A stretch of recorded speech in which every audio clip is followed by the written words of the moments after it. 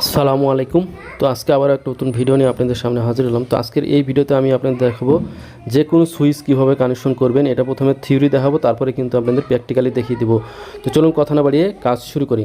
তো দেখতেই পাচ্ছেন এখান থেকে একটা পজিটিভ এবং নেগেটিভ কানেকশন করা আছে। তো আমরা প্রথমে খুব সহজে দেখবেন এই যে বাল্ব আছে, এই বাল্ব থেকে একটা তার অর্থাৎ নেগেটিভ তার অর্থাৎ কালো তারটা নিয়ে এসে আমরা সরাসরি নেগেটিভে কানেকশন করে দেবো।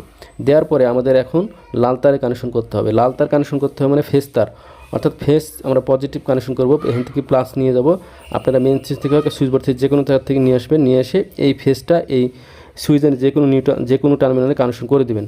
করার পর এখান থেকে এখন এই যে সুইচের আরেক টার্মিনাল থেকে সরাসরি কোথায় দেবেন, বাল্বের আরেক যে টার্মিনাল বাকি আছে সেখানে কানেকশন করে দেবেন। তাহলে কিন্তু সুইচের কাজ কমপ্লিট হয়ে গেল, সুইচের ওয়্যারিং করা শেষ। এখন আমাদের যে কাজটি করতে হবে, আমরা বলেছিলাম যে প্র্যাকটিক্যালি দেখাবো, এখন কিন্তু আপনাদের প্র্যাকটিক্যালি সুইচের মাধ্যমে কীভাবে কানেকশন করবেন সেটা দেখাচ্ছি।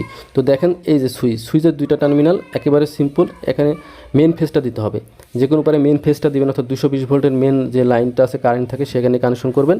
এখানে কানেকশন করে দিতে হবে। দেওয়ার পরে এখন আমাদের যে কাজটি করতে হবে সেটা হলো যে লোড, আমরা যে লোডটা চালাবো অর্থাৎ হতে পারে ফ্যান, হতে পারে লাইট, এই লোডটা এই টার্মিনালে মানে উপরের টার্মিনালে কানেকশন করে দিতে হবে। সুইচের কানেকশন করা হয়ে গেলে এখন আমরা দেখেন এই যে কানেকশনটা করে দিচ্ছি।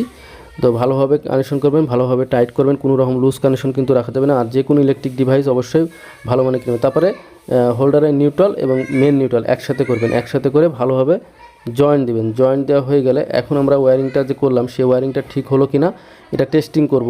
টেস্টিং মোডে করছি। দেখেন এখানে এখন বাল্ব লাগাবো, বাল্বটা লাগিয়ে কিন্তু আপনাদের দেখাবো যে বাল্বটা জ্বলে কিনা। দেখেন এই ফেসের মাধ্যমে চলে যাবে, চলার পরে বাল্বটা পাস হয়ে লাইটটা জ্বলবে।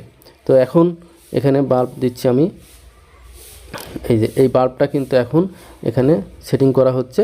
সেটিং করার পরে সুইচটা কিন্তু অন করব। দেখেন সুইচটাতে আগে দেখে লাইনটা কিভাবে কাজ করে সেটা দেখাচ্ছি।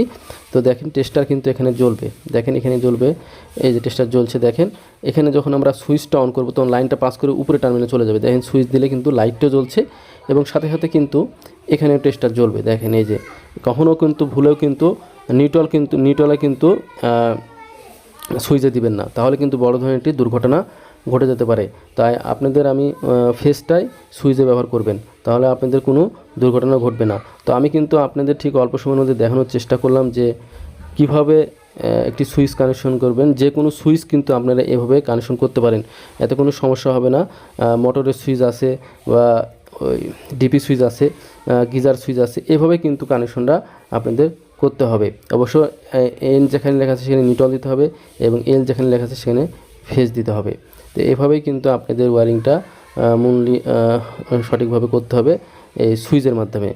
হোক যে কটা সুইচই হোক, 10টা 20টা 30টা, যে কোনো সুইচই এই পদ্ধতিতে আপনারা কানেকশনটা করবেন, তাহলে আর সুইচ কানেকশন আপনার সমস্যা হবে না।